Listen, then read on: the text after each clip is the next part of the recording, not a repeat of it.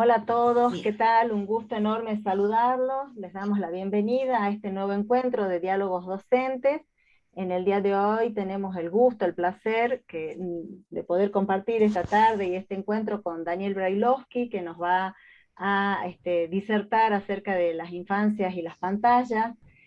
Yo con mucho gusto les doy la bienvenida a cada uno de ustedes, deseando que sea hoy realmente una tarde en la que podamos disfrutar, dialogar, reflexionar, repensar esta temática que es tan importante para las familias y también para los educadores. En este caso también me acompaña la profesora Dolores Pilili, a quien le voy a dar la palabra para que pueda presentar a Daniel y podamos iniciar este espacio de diálogo, de enseñanzas y de aprendizaje. Hola Dolo, bienvenida y bienvenidos a todos ustedes. gracias Andrea. Bueno, es para mí un gusto enorme presentar a un profesional con una trayectoria tan significativa en el campo de la educación, quien se sumó a este ciclo de diálogos docentes que está organizado por la Escuela de Educación de la UCASAL. Y hoy va a compartir Daniel muy generosamente sus saberes, experiencias y reflexiones en torno a las infancias y las pantallas y las discusiones pedagógicas que se generan a partir de esta temática tan importante. Me toca presentar a Daniel. Puedo decir que es doctor en educación, que es licenciado en educación inicial, es maestro de nivel inicial, profesor de educación musical, magíster en educación. Es también docente e investigador de la UNIPE, de la Universidad Pedagógica, donde coordina la licenciatura en educación inicial con orientación en tecnologías digitales. Además, Daniel Brailovsky es autor de varios libros, entre ellos Didácticas del nivel inicial en clave pedagógica, que ha sido editada por la editorial Noveduc en el año 2016, el texto Pedagogía, entre paréntesis, también de Novedades Educativas del 2019, Pedagogía del nivel inicial, Mirar el mundo desde el jardín, Noveduc 2020, entre otras múltiples producciones. Daniel, agradecemos muchísimo tu predisposición, tu generosidad y abrimos este conversatorio que esperamos sea más que nada un espacio para reflexionar y para disfrutar del conocimiento que podemos compartir colectivamente. ¿Sí? Daniel, es tuya la Bueno, palabra para empezar. bueno, muchas gracias. Gracias por la presentación, por la invitación.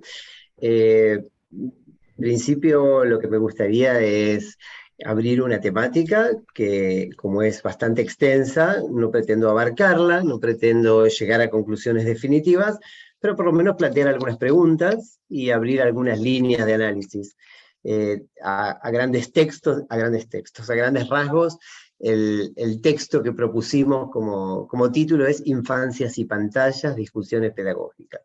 Entonces, se trata de buscar una relación no entre dos términos, sino entre tres, porque infancias y pantallas son dos, pero si las discusiones son pedagógicas, ahí se introduce un tercer elemento, que es la escuela. Entonces creo que hay un triángulo interesante ahí, infancias, pantallas y escuelas, en el cual me gustaría destacar algunas cuestiones que la época nos hace decir y nos hace escuchar sobre la relación de niñas, niños con las pantallas, y lo que la escuela como tercer elemento puede hacer para marcar una diferencia, para alumbrar esa relación desde lugares diferentes de lo que las alumbran los medios, las redes sociales, las políticas, o bueno, distintas instancias desde las que se construye discursividad.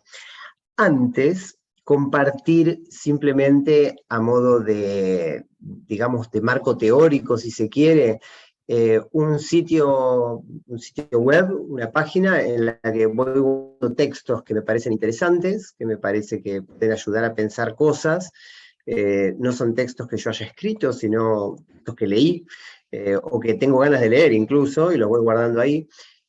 La dirección la estoy poniendo aquí en el chat para los que estamos en el Zoom, y para el que lo está viendo después, es una dirección muy fácil, bit.ly, que es el mismo sistema de direcciones abreviadas que se usó para esta videollamada, bit.ly el texto del que hablamos, todo junto. Y se llama el texto del que hablamos porque precisamente si mencionáramos algún texto es posible que después, a buscar ahí, lo encuentre.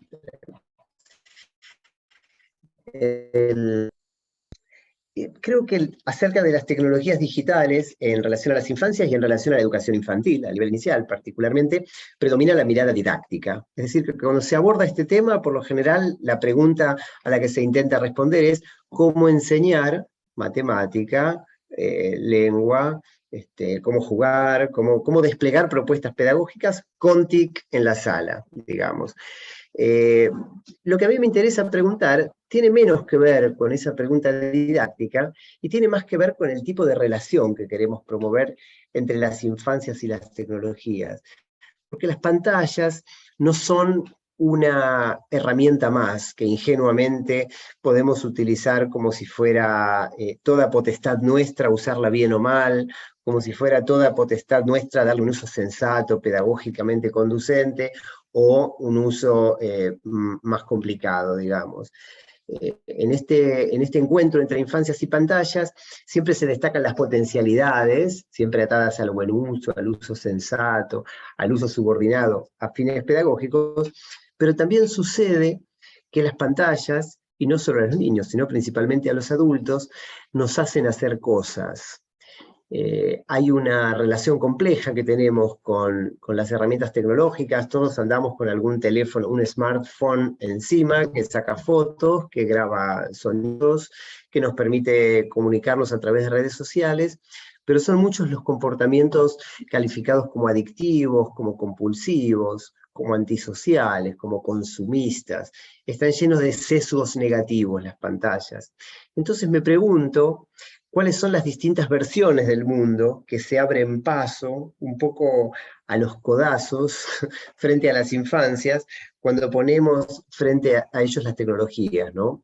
Creo que en su vida cotidiana las niñas, los niños, padecen mucho más los efectos negativos que los efectos positivos de las pantallas, de los celulares. Si bien pueden disfrutar de algunas cuestiones ligadas al entretenimiento y al espectáculo en las pantallas, incluso sin considerar lo que aquello pudiera tener de negativo, porque está también la crítica al uso de las pantallas, como se criticó antiguamente a los televisores, como chupete electrónico, pero incluso sin entrar en ese terreno, que los niños vean a los adultos permanentemente frente a una computadora o con un celular en las manos, a veces interrumpiendo conversaciones, a veces desatendiéndolos en situaciones en las cuales se requiere que se los mire y se los cuide, a veces compitiendo con los celulares por la atención de los adultos.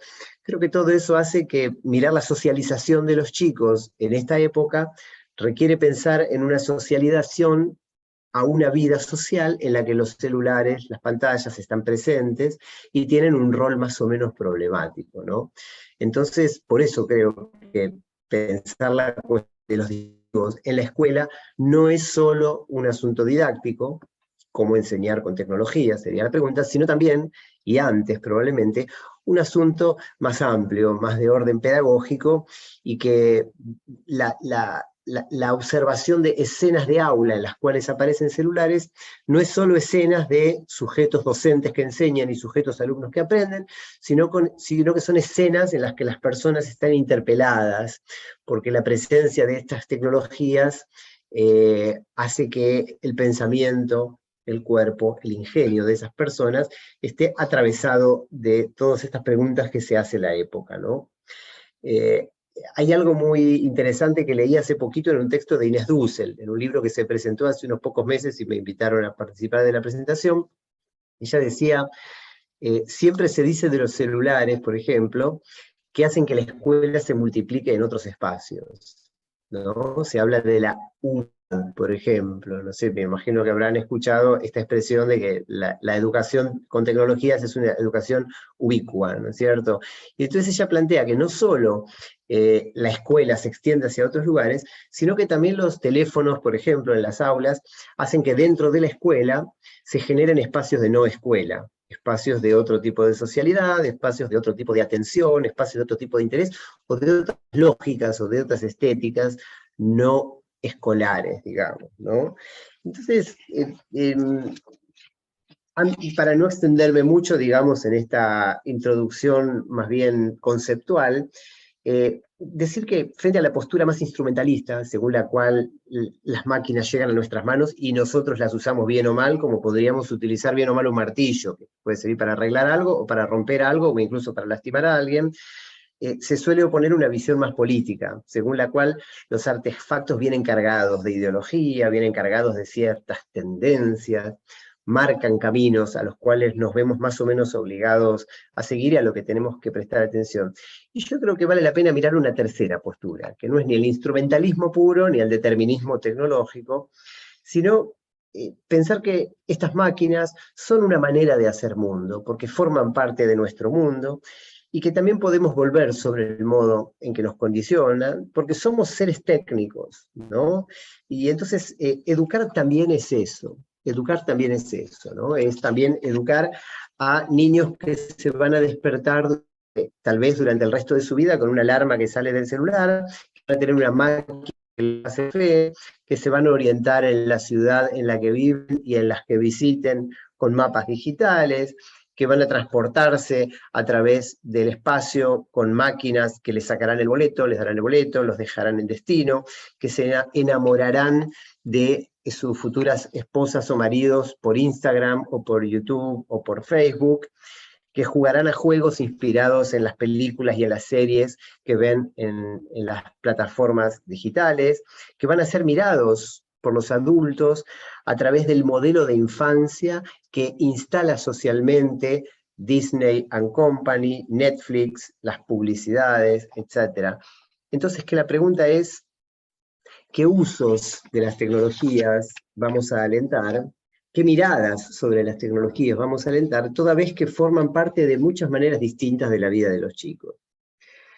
Hecha esta breve introducción, si se quiere, teórica o conceptual, me gustaría asomarme a algunas escenas concretas que he mirado en la voz de docentes que las contaron, que están un poco creadas a partir de conversaciones en el marco de una investigación que en la Universidad Pedagógica estamos desarrollando junto a algunas colegas y algunos colegas acerca de estos temas.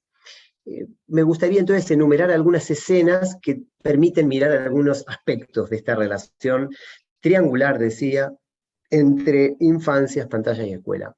La primera relación tiene que ver con cierto pasaje de lo que me gustaría llamar del consumo mediático al insumo pedagógico. Si hubiera que ponerle un título, me parece que este puede andar bien, ¿no?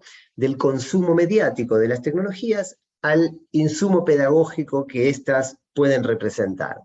Entonces, comparto una escena, asomémonos a una sala de jardín, imaginémosla, en la cual se está jugando un juego de puntería en el que hay que embocar pelotas dentro de unos canastos. Hay dos equipos, tiran pelotas, a ver quién emboca las pelotas en los canastos. Un típico juego que se utiliza en el jardín para trabajar contenidos de matemática, ¿no es cierto? Porque después se anotan los puntos en una cartulina y después se cuentan los puntos de cada equipo y se fija uno quién ganó, y de esta manera utilizan los números con esa finalidad. Pero en esta ocasión, en vez de utilizar una cartulina para anotar los puntos, le entregaron a los niños encargados de contar varias tablets. En las tablets estaba abierta una aplicación que sirve precisamente para anotar puntos. La que estaban usando se llama Smart Scoreboard. Es una aplicación gratuita en la cual aparecen los puntos de un lado y del otro y se los va marcando. Pero sucedió que los chicos que estaban con las tablets en las manos, en vez de anotar los puntos, se veían tentados de minimizar esa aplicación y poner YouTube o Netflix. Porque ellos en sus casas ya sabían que las tablets pueden contener esas aplicaciones, entonces tentados de poner eso, el juego se interrumpía y no lo podían seguir jugando. Creo que la escena nos muestra un ejemplo de un muy conocido, que es la idea de el celular o la factor distractor saca de la escuela y crea una burbujita de no escuela en el lugar en el que había escuela, ¿sí?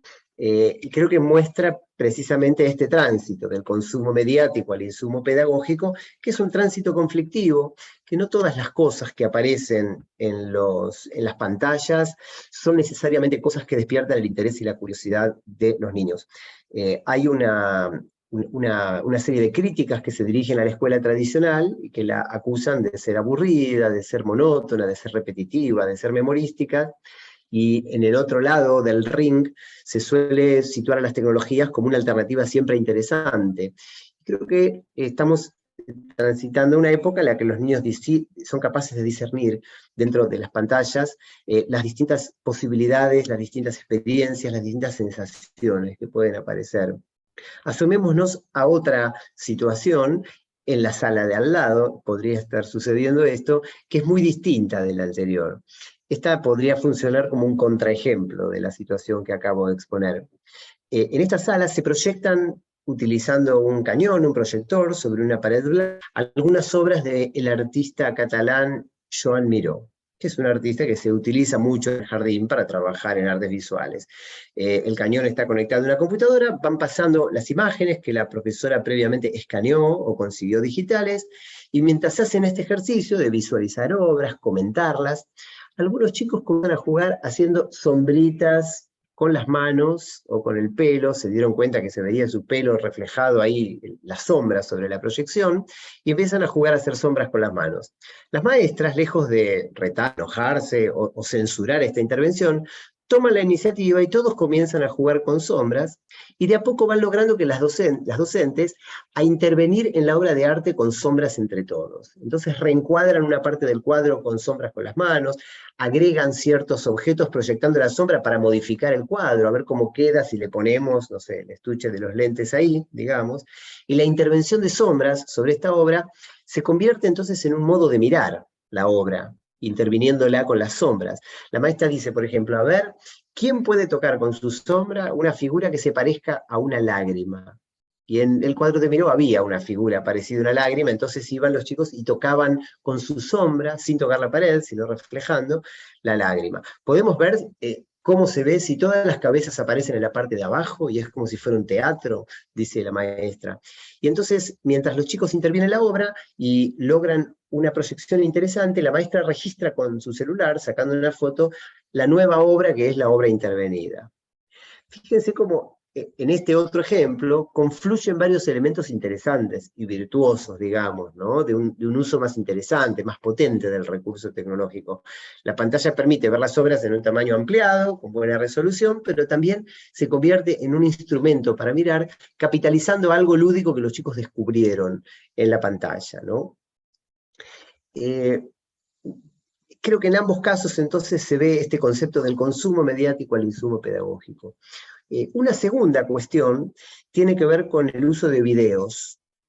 Muchas veces el empleo que se hace en las aulas, en todos los niveles de enseñanza de las pantallas, tiene que ver con ver fragmentos de películas, cortometrajes, videos grabados, etc. Y creo que acá la relación interesante que se puede dar es entre el video y la conversación, entre el video y la presencia, entre el video y el juego.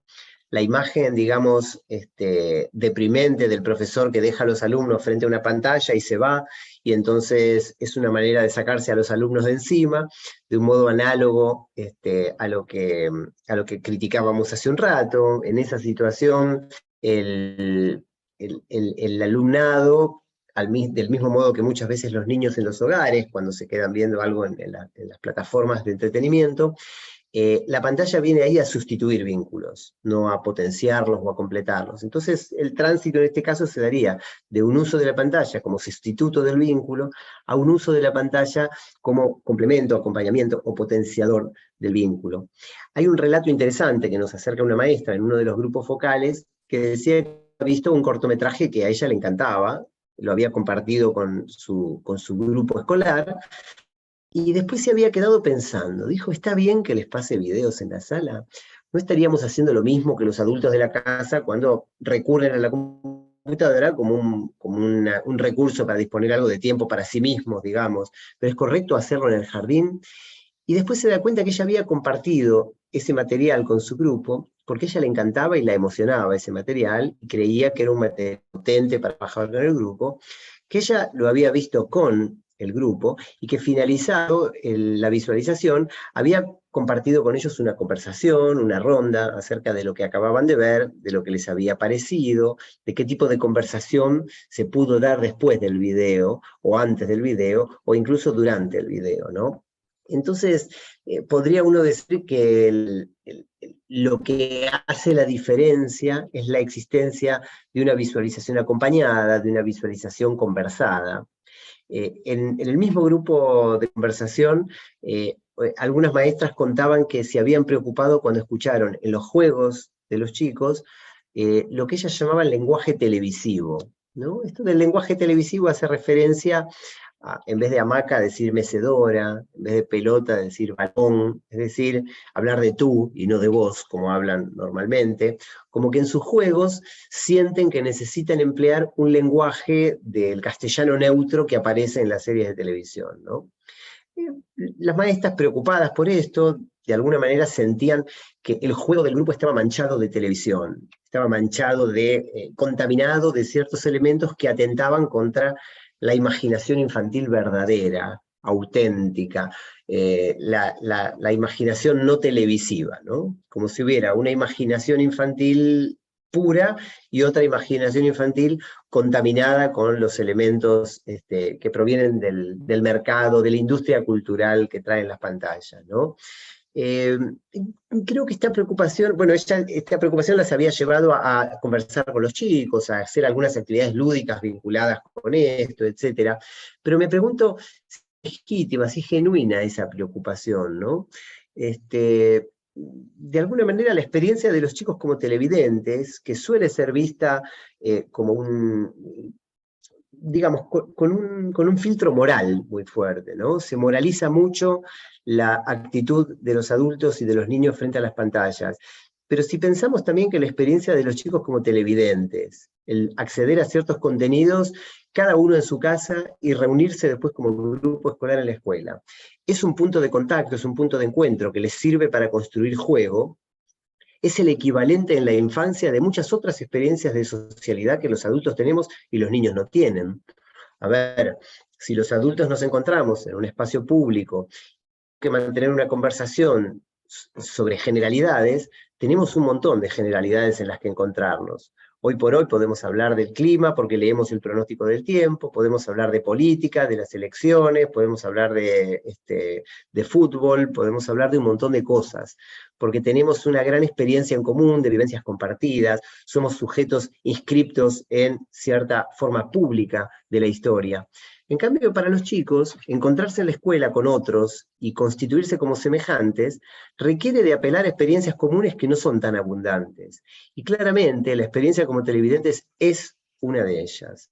Entonces, más allá de que nos guste más o menos lo que miran en la televisión o en las plataformas, lo que seguramente sí le permite eso es una forma de encuentro, una forma de conversación, ¿no?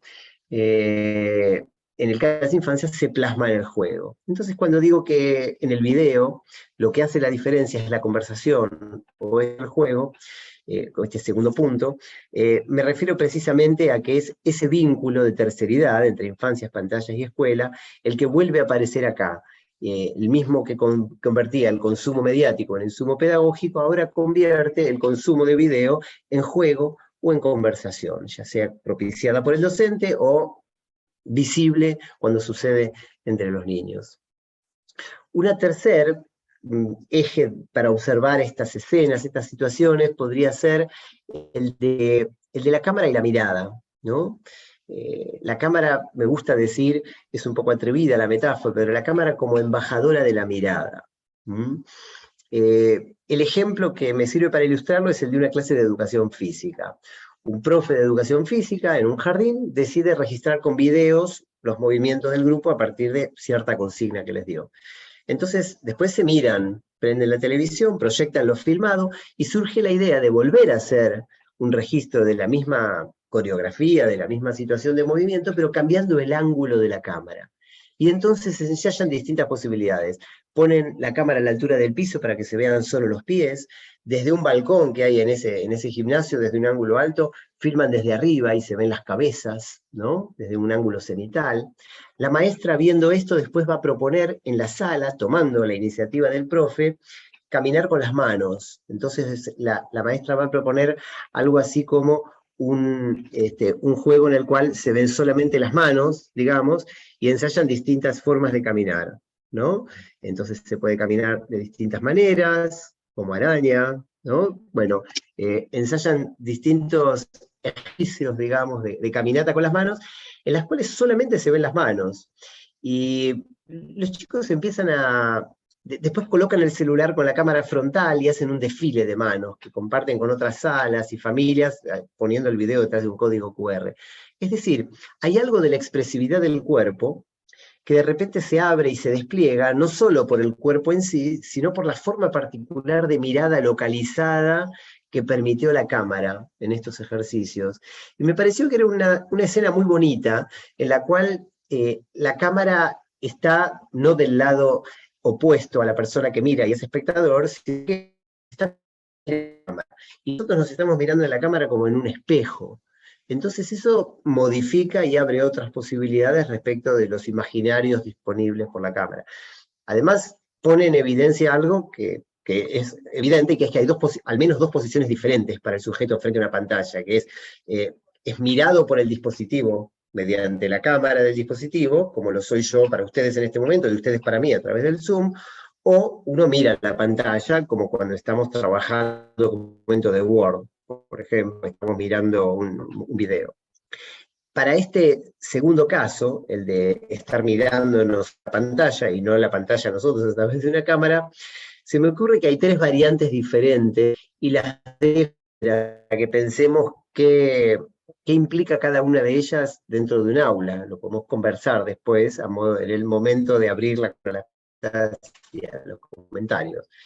En primer lugar, el consumo pasivo, cuerpo echado en el sillón, una serie, quedándose uno dormido frente a la pantalla. El segundo, podríamos llamarlo el modo laborioso o el modo estudioso, quien está reclinado sobre la pantalla haciendo algo, trabajando. Nos podríamos preguntar si participar en un videojuego o en una videollamada forma parte también de este tipo de mirar interesado, de mirar activo, digamos, haciendo algo, interviniendo sobre la pantalla, ya sea a través de un teclado, de un mouse o de un dispositivo táctil. Y una tercera forma de mirar que se diferencia de la primera, a la que yo llamaría un mirar cautivo, un mirar similar a la mirada casual del transeúnte que ve las publicidades en las pantallas y que es alcanzado por esa especie de canto de sirena, ¿no? Daniel Calmet, como motricista, lo llama un estímulo capturante, ¿no? Algo que uno, sin querer, sin darse cuenta, de repente se quedó capturado por esa pantalla como quien mordió el anzuelo visual, digamos, ¿no? Y creo que nuevamente, ¿no? En el encuentro entre infancias y pantallas, considerándolas de esta manera, la escuela parece ser la instancia donde se puede atender a estos contrastes, prestarles atención, reconocerlos e intervenir haciendo una diferencia, ¿no?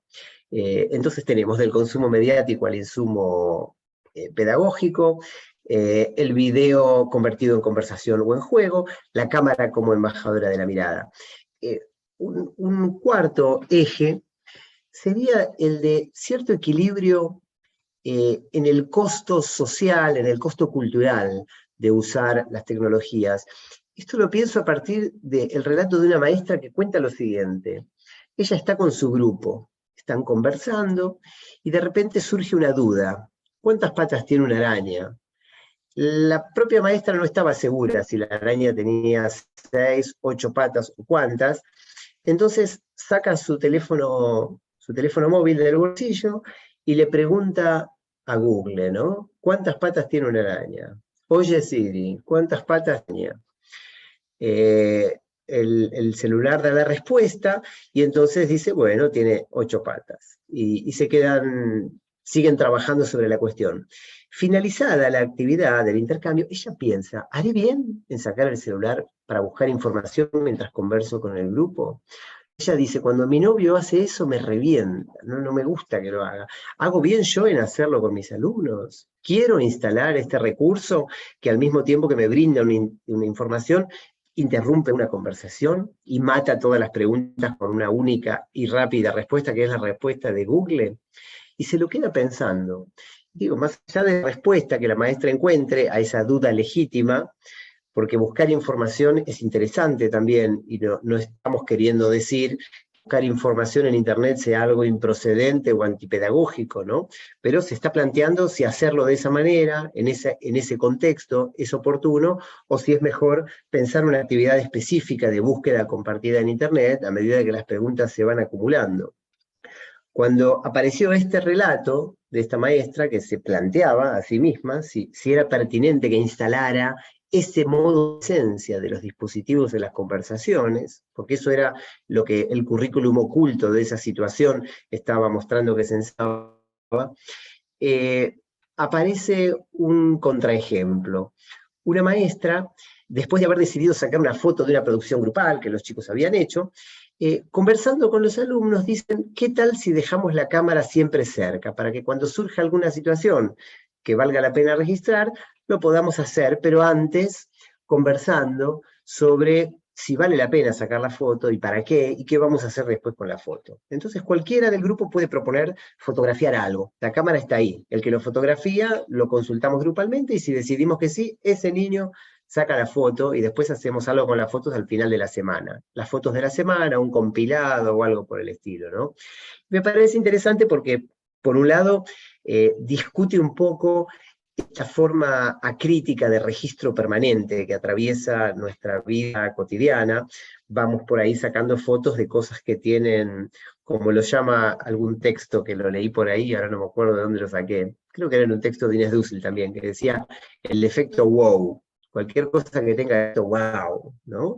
Entonces, normalmente, las fotografías que se envían a través de las redes sociales lo que suelen significar es, mirá dónde estoy, mirá lo que estoy haciendo, mirá con quién me encontré, wow, mirá lo que hago, mirá esto, qué divertido, qué ocurrente. Pero de alguna manera son fotografías muy situadas, muy circunstanciales, que casi nunca se guardan, que se eliminan cuando hace falta limpiar espacio en el teléfono, y que se diferencian mucho de aquellas fotos como registro de lo memorable que caracterizaron a las fotografías familiares durante muchas décadas, ¿cierto? El hecho de que las fotos ya no se impriman, que se guarden en formato digital, también hace que se conserven menos. Entonces creo que en este otro ejemplo aparecen otros usos. Hay usos de la cámara con un sentido interesante también cuando se las usa para hacer adivinanzas visuales, por ejemplo. Se saca una foto de un ángulo extraño o a una escala inusual dentro de la sala y después hay que adivinar dónde fue sacada esa foto, por ejemplo. Y este tipo de juegos visuales muestran usos interesantes, más creativos, ¿no? de la cámara. Hay un autor del campo de la lengua, Daniel Casani, francés, que escribió un artículo muy lindo sobre el dictado. El dictado. Es decir, esta práctica inmemorial en la cual la maestra dice, saquen una hoja, les voy a dictar, y los niños escriben todo lo que la maestra dice. Eso tan aburrido, tan tradicional, que está dejando de hacerse, Daniel Casani lo rescata y lo diversifica. Propone dictados en parejas, dictados colectivos, dictados en grupo, dictados parecidos a un telegrama, parecidos a una lista de compras, dictados con dibujos. Entonces, lo que él pretende demostrar, más allá de hacer algunas sugerencias didácticas alrededor del dictado, es que un recurso tildado de ortodoxo, de tradicional o de poco interesante, se puede convertir en muchas cosas distintas. Creo que con los dispositivos de la sala puede pasar algo parecido. Por ejemplo, y si de lo que se trata es de mostrar que lo que potencia el uso de un recurso es utilizarlo con otros y con otras, la relación entre un niño y una tablet, por ejemplo, se modifica si es una relación entre dos niños y una tablet, por ejemplo. Es decir, hay siempre un uso interesante cuando sucede en forma grupal, en forma de parejas, en forma compartida. Es decir, tendemos a pensar la relación niño-tablet. ¿Qué pasa si la relación es dos niños-tablet, digamos? Creo que la relación niños-tablet, entonces, abre un panorama diferente, interesante, de la relación infancias-pantalla, porque otra de las cosas que aporta la escuela es la grupalidad. Y después hay algo de los celulares, particularmente, que en vez de pensarlos en manos de los estudiantes, en manos de los alumnos, se los puede pensar en manos del docente como una herramienta para hacer registros. Nos la pasamos haciendo en los jardines informes de los chicos, informes que consisten en, de alguna manera, recuperar lo que ellos han aprendido, hacer una descripción de sus logros, etc. Y muchas veces para la elaboración de estos informes, que son un género en transformación, en este momento estoy precisamente escribiendo acerca de eso, acerca del llamado informe del alumno, y impulsando una transformación en ese género para que deje de ser el informe del alumno y pase a ser un relato pedagógico, en clave más narrativa, menos parecido a fulanito es un niño muy inteligente, todo esto le sale, esto no le sale, es capaz de, pero no es capaz de esto otro, por fulanito es un niño que viene a la sala azul, en la que hemos trabajado esto y aquello, por tales y cuales motivos. En el contexto de estas propuestas, he observado un día que fulanito hizo tal cosa y me quedé pensando, porque observé qué. Entonces, creo que un informe más narrativo en primera persona, centrado en el análisis pedagógico, es más interesante que un inventario de los logros y las dificultades.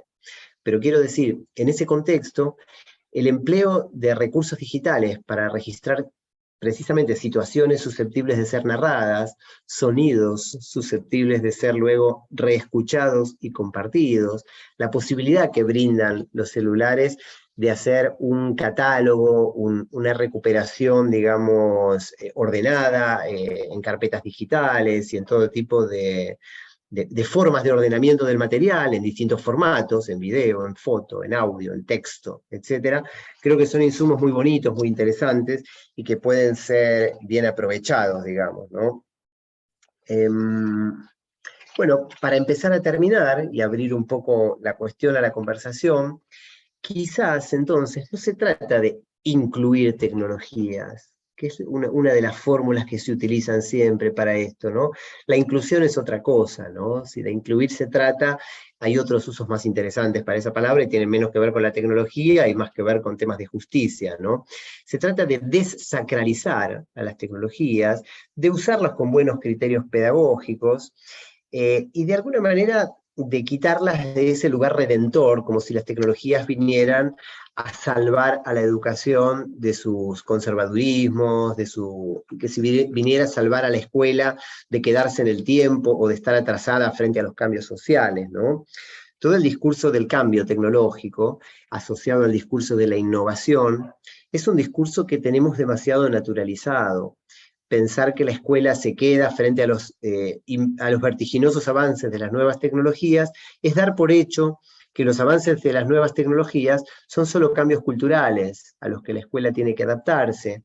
Y lo cierto es que si nosotros cambiamos nuestros dispositivos cada año y medio, 2 años, porque los anteriores quedan obsoletos, no es porque haya un cambio cultural o tecnológico vertiginoso, sino porque las campañas comerciales de las compañías que venden la tecnología así lo requieren, y necesitan que compremos cada vez celulares con más frecuencia para que incrementen sus ganancias. Entonces, bueno, es tan evidente la falacia entre una cultura del cambio vertiginoso y un plan comercial de las compañías tecnológicas, que también amerita señalarse la diferencia entre el discurso de la novedad tecnológica y el discurso superador de los tradicionalismos escolares, ¿no?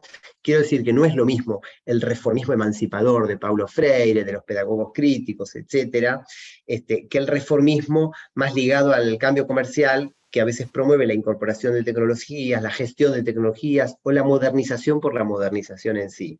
Que no es lo mismo pensar en la centralidad del alumno desde el ideario constructivista, porque el aprendizaje no es algo que se recibe, sino que se construye, que pensar al alumno en el centro, pero pensarlo como usuario acrítico de las tecnologías, como consumidor de tecnologías, etcétera, ¿no? Creo que los cambios revolucionarios que soñaron los pedagogos críticos o los representantes de la escuela nueva no es el mismo cambio que prometen las tecnologías digitales, sino que hay más bien otro tipo de discurso sobre el cambio que vale la pena poner en lugares diferentes, ¿no? Un poco también porque las llamadas tecnologías inteligentes, y a lo mejor lo que voy a decir es una verdad de perogrullo o es ya a esta altura del partido un lugar común, pero las tecnologías inteligentes en un punto nos relevan a nosotros en nuestra propia capacidad inteligente, que los celulares hagan todo por nosotros, nos orienten en la ciudad, recuerden los números de teléfono de nuestras madres, hijos, hijas, novios, etcétera, escriban por nosotros, lean por nosotros, etcétera, nos releva un poco nuestra potestad de pensar, digamos, ¿no? Es como, hay un escritor argentino, César Aira, que recuerda con cierta nostalgia en su pueblo Pringles, como algún tío de él desarmaba hasta la última tuerca un lavarropas o incluso un auto. Y él decía, bueno, en aquella época las tecnologías eran más transparentes. Uno, de alguna manera, el texto es muy lindo, se llama La utilidad del arte, se lo puede consultar online. Decía, cuando los artefactos se complejizaron, se volvieron digitales y ya nadie, no solo lo puede desarmar hasta la última tuerca, sino que nadie sabe realmente cómo funciona una computadora, un celular, o el tablero de un auto, o la llave de un auto, que ahora para arreglar una llave hay que enchufarlo a una computadora.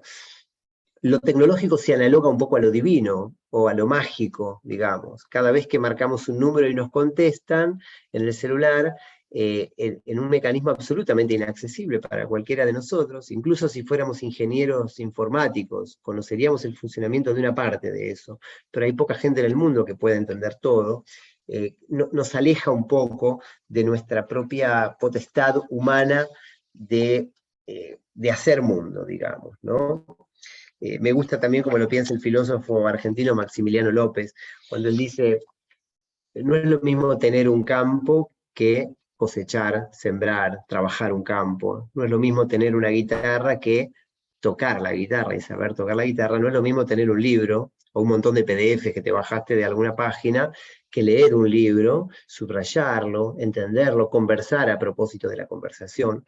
Entonces, hay algo de todo esto que nos hace propiamente humanos, que hacemos mundo con eso, y en lo cual tal vez las tecnologías nos están suplantando un poco.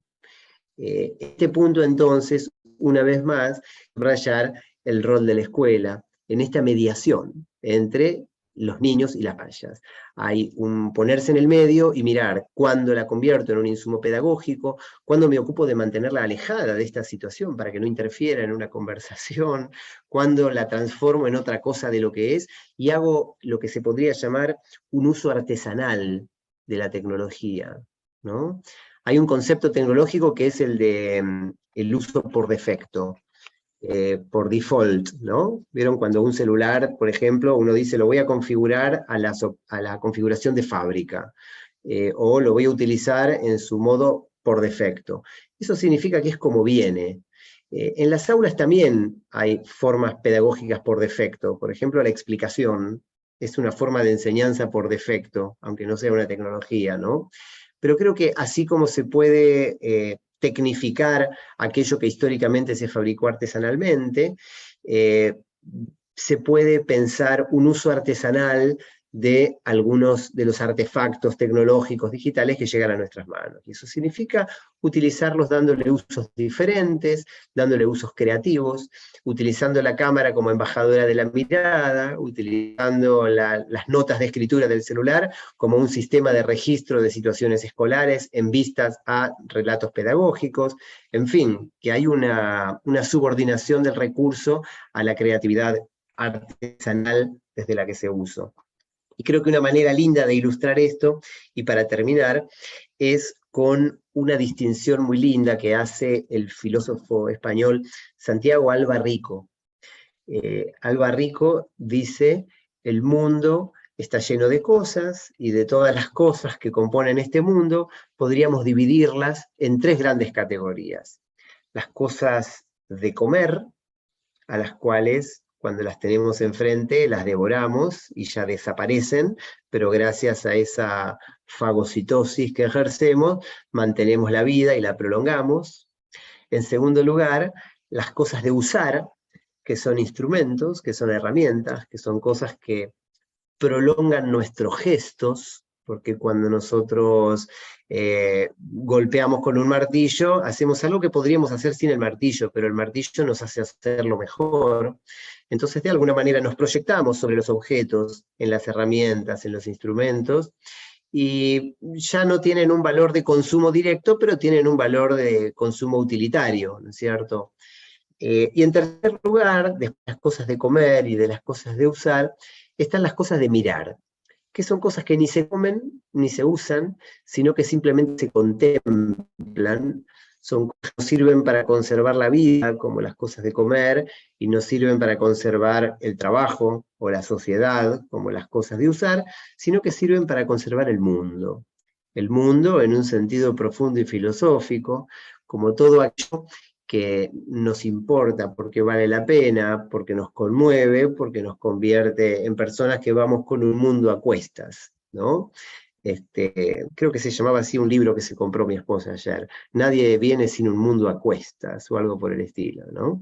La idea de mirar el mundo y reconocerlo como tal, va más allá de mirar por la ventana y mirar el paisaje. El mundo no es todo lo que hay por ahí afuera, el mundo es lo que nos importa, lo que nos compromete, aquello con lo que nos indignamos porque nos parece mal y lo queremos cambiar, o aquello con lo que nos emocionamos porque nos sentimos identificados, ¿no? Entonces vivimos en un mundo con tecnologías y vivimos en un mundo con escuelas. Creo que el mundo, sobre todo mediante las tecnologías, nos trata de convencer de convertir a todas las cosas en cosas de comer. Sin ir más lejos, un celular, que sería una cosa de usar, así como se lo presenta en las publicidades para que vayamos corriendo a comprarlo y lo devoremos con sus píxeles y su triple cámara y su memoria de no sé qué, se convierte rápidamente en un objeto de consumo, en una cosa de comer. En cambio, la escuela, al revés, es el espacio en el que todas las cosas, incluso un celular, una lapicera, un paquete de galletitas, se pueden convertir en cosas de mirar, porque las ponemos sobre la mesa y las convertimos en otra cosa. Las convertimos en objeto de conversación, le sacamos fotos, escribimos un poema alrededor de eso, las pesamos, las medimos, las miramos en su transformación como cosa física, es decir, las convertimos en objeto de estudio, en objeto de conocimiento, es decir, en cosas de mirar. Dicho esto, entonces, les propongo que pasemos a una instancia más de conversación, de intercambio, de preguntas si las hay, de quejas o de lo que ustedes consideren, y les agradezco su atención en este ratito. Gracias, Daniel. Abrimos el diálogo. Quienes quieran participar, no somos tantos, así que podemos prender la cámara, activar el micrófono y hacer una pregunta directamente, un comentario, una observación, compartir una experiencia. Me parece que es a lo que nos está invitando Daniel. ¿Sí? ¿Alguien quiere empezar, levantar la mano? Buenas tardes, profe, ¿cómo está? ¿Qué tal? Voy a Hola. comenzar. ¿Cómo está, Dale. Daniel? Bueno, mi nombre es Luciana, también formo parte del equipo de cátedra, de la materia en donde la profe Dolores es jefa de cátedra, así que es un gusto. Principalmente me llama la atención cómo en el segundo eje, en donde nos da el ejemplo de las sombras, y mirar a partir de sus sombras, cómo estos niños y niñas van haciendo sus intervenciones, ¿no? Pero principalmente cómo el cuerpo está presente, sobre todo. O sea, ¿por qué me llama la atención también? Porque soy profe de danzas. Entonces, mirar a la educación artística desde otro lugar, ¿sí? También hace de que desde este lugar significativo, ¿no? Y toda esta relación y estas intervenciones de obras hace que el aprendizaje, el disfrute, la creatividad de los chicos, de los niños y niñas, pase por otro lugar, ¿sí? Y esta interdisciplinariedad, esta integración de áreas, también es tan importante. Cuando hablamos de educación artística debemos de hablar de los diferentes lenguajes que conforman la educación artística. ¿sí? Y ya la ley, nuestra ley nacional, la pone como modalidad. O sea, qué tan importante es dentro del sistema educativo, ¿no? Entonces, esta relación y que esté presente en una conversación a partir de las infancias y las pantallas, da pie para seguir convenciéndome, porque soy una convencida y una defensora de la educación artística en el sistema educativo, que es importante, ¿sí? Es importante también y que el resto de las áreas se integren a los diferentes lenguajes, no hacer al revés, que los lenguajes nos integremos como históricamente siempre lo hicimos. ¿Sí? Así es que, bueno, me llamó poderosamente la atención, y bueno, muchísimas gracias, pero a partir de mirar también podemos observar, a partir de intervenir también podemos sentir y seguir creando. Los niños y niñas, no es que nosotros en la escuela no desarrollamos la creatividad, ellos ya vienen con su creatividad, ¿sí? Simplemente lo seguimos impulsando y lo seguimos motivando. Pero bueno, eso es algo que la verdad que me toca y me traspasa y me interpela, ¿sí? Desde mi lugar como profe de danzas. Bueno, qué lindo que menciones también esta dimensión del cuerpo, ¿no? Una de los contrastes que, bueno, por una cuestión de tiempo no desarrollé, pero que me podría haber formado parte de esta seguidilla, digamos, de oposiciones que fui planteando, es el de estos discursos que plantean a las tecnologías como una especie de flagelo para las infancias, opuestos a los discursos que las ensalzan. Quiero decir, tienen orígenes muy concretos. Si uno lee, por ejemplo, lo que dice la Organización Mundial de la Salud sobre la relación entre infancias y pantallas, o lo que dice, por ejemplo, la Sociedad Panamericana de Salud, la Asociación de Pediatras americana, pero también la de Argentina, la UNESCO, emiten regularmente listas de recomendaciones sobre cómo dosificar el consumo de pantallas por parte de los chicos. Dice, hasta el año y medio, 0 pantalla. A partir de los 2 años, media hora por día con acompañamiento adulto. Es decir, señalan una serie de perjuicios que podrían ocasionarles las pantallas a los chicos, y la mayoría son perjuicios dirigidos al cuerpo, de hecho. Pues fíjate que lo primero que plantean es que las pantallas generan pasividad, sedentarismo, obesidad, malos hábitos de alimentación, es decir, hay algo en los ojos de los chicos que se irritan, en los oídos que se sobrecargan con los auriculares, etcétera, al que se lo señala como que las pantallas dañan ese cuerpo, ¿no? También se dice que alteran los ritmos de vida, que dejan de jugar por estar en las pantallas, y entonces ahí hay algo del orden de ponerle el cuerpo a lo lúdico, del aire libre o de la lectura, que es reemplazado por las pantallas. Se hacen críticas a los propios contenidos, por violentos, por discriminatorios, por estereotipados, etc. Y esto, si uno mira lo que dicen los médicos solamente, porque todas estas declaraciones las hacen los médicos, desde sociedades medicinales. En el otro extremo uno puede mirar los diseños curriculares para la educación inicial.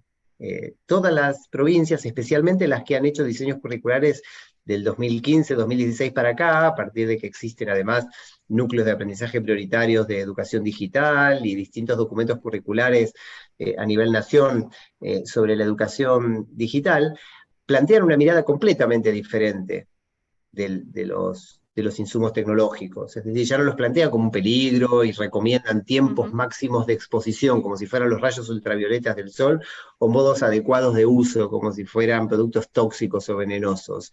Ya no plantean a la tecnología como un sustituto peligroso del vínculo con el adulto.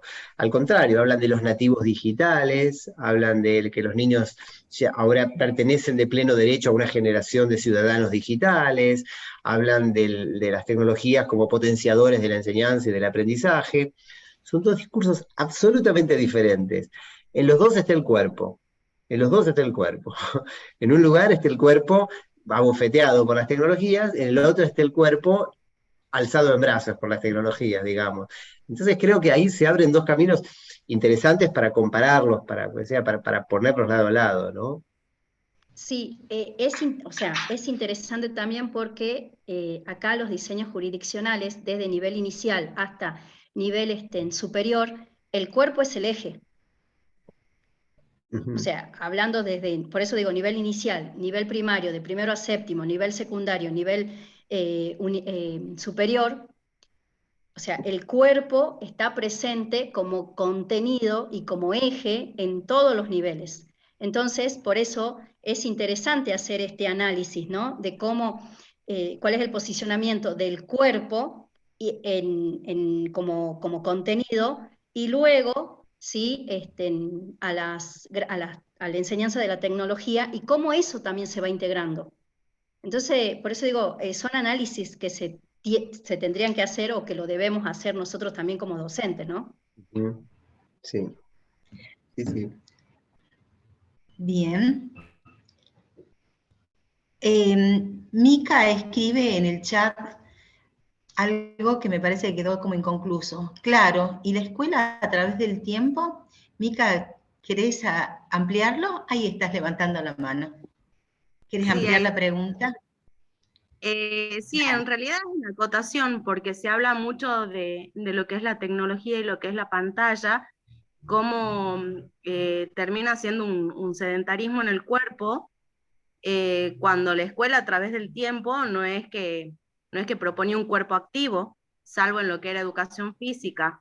O sea, se sigue apuntando al cuerpo en cuanto a que sea un cuerpo dócil, a que sea un cuerpo obediente, a que respete los horarios, el horario de entrada, el horario de salida, el horario del recreo, levantar la mano, permiso para ir al baño, o sea, todo eso es docilidad del cuerpo.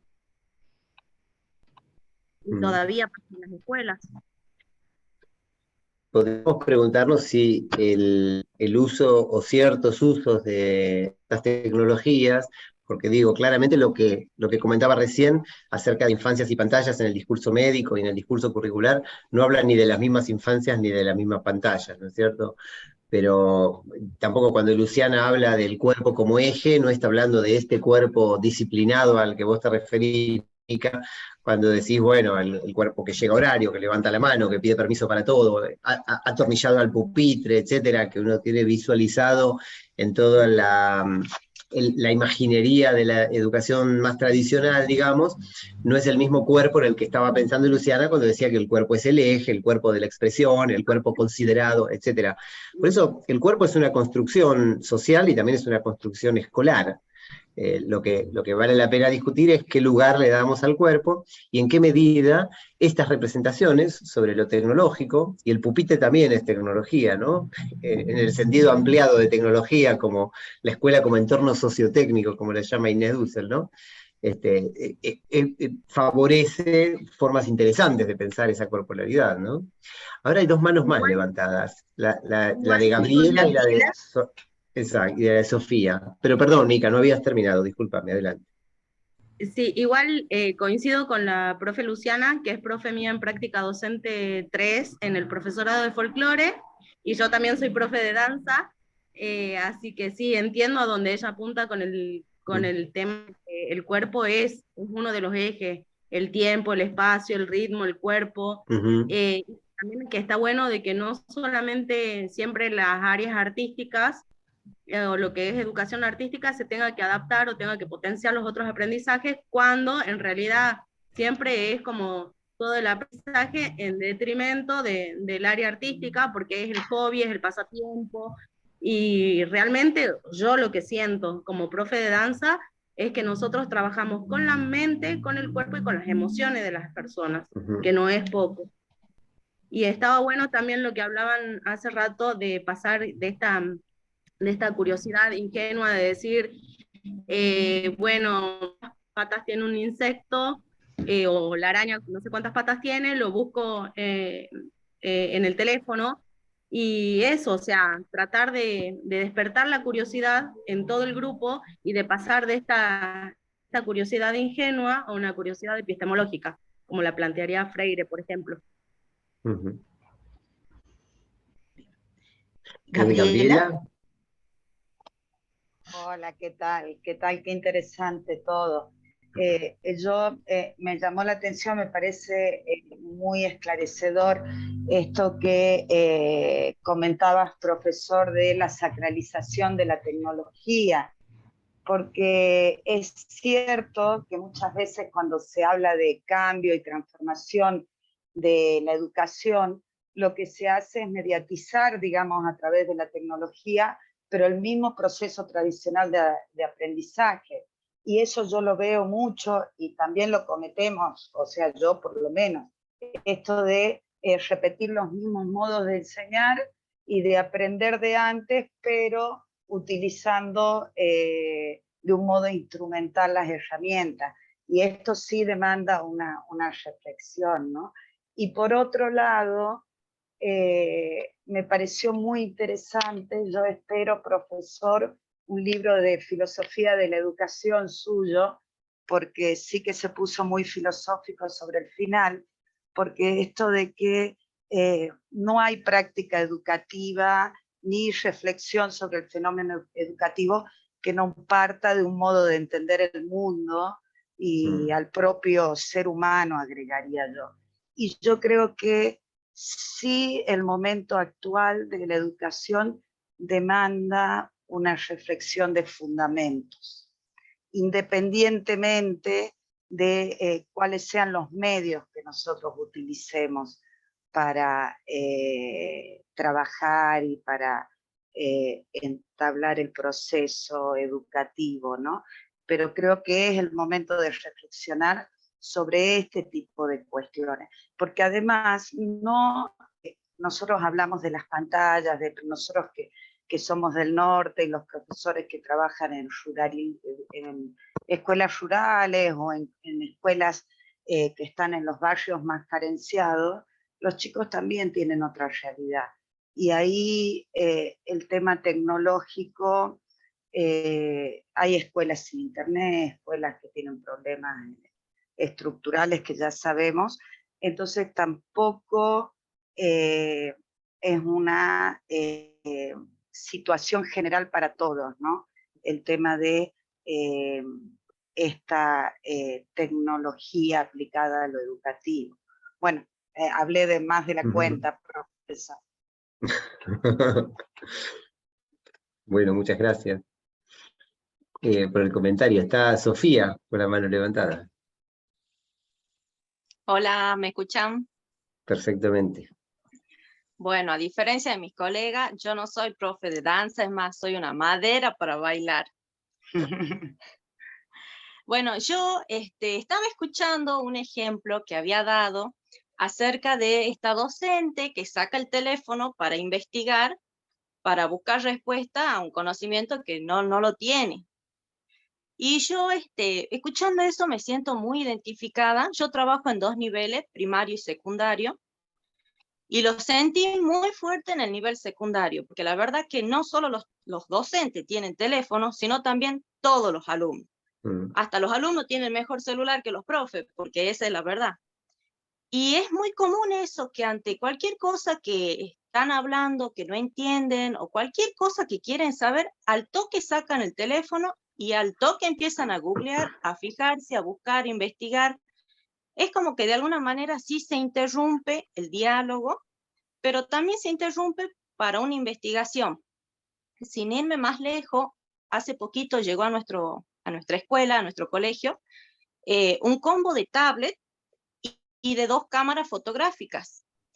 Y bueno, resulta que empezaron a trabajar con las tablets, la verdad que eran bastante fácil, bastante amigables en el uso, y los chicos en esas cosas la verdad que vuelan.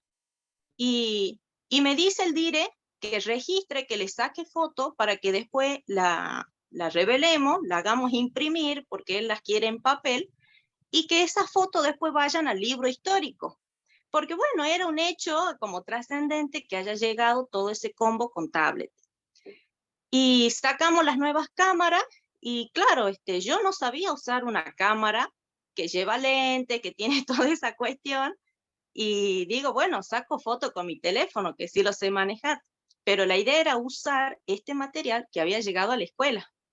Entonces yo también, ¿qué es lo que hice? Busqué el manual que estaba en inglés, y yo, si bien tengo un inglés básico, no entendía nada del manual. Entonces lo que hice fue sacar el celular, investigar de nuevo, a ver, googlear, a ver cómo podíamos usar también esas cámaras para registrar, hacer registro fotográfico, y que luego eso quede en el libro histórico de la escuela.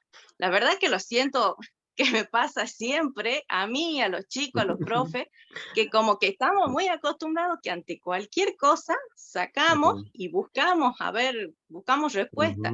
Es como que el teléfono... ¿Qué asignatura enseñás en la escuela secundaria? En la escuela secundaria estoy en la parte de laboratorio informático, y no sabe cómo me hace, sí, me hace transpirar la camiseta, porque cada vez llegan cosas nuevas, y nos implica siempre estar en capacitación constante, y aún así, a veces no estamos a la altura, porque llegan nuevos equipos y todavía no sabemos bien cómo operarlos.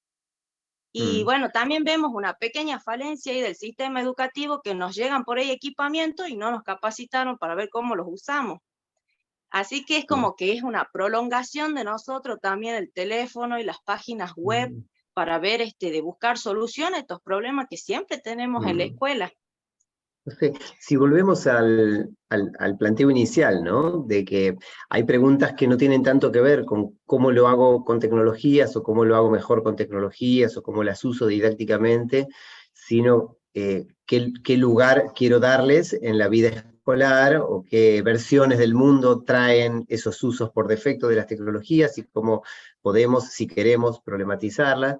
Uno podría preguntarse, bueno, ¿qué tipo de preguntas le puede hacer un docente a su grupo, o qué tipo de consignas les puede brindar que no puedan encontrarse en Internet?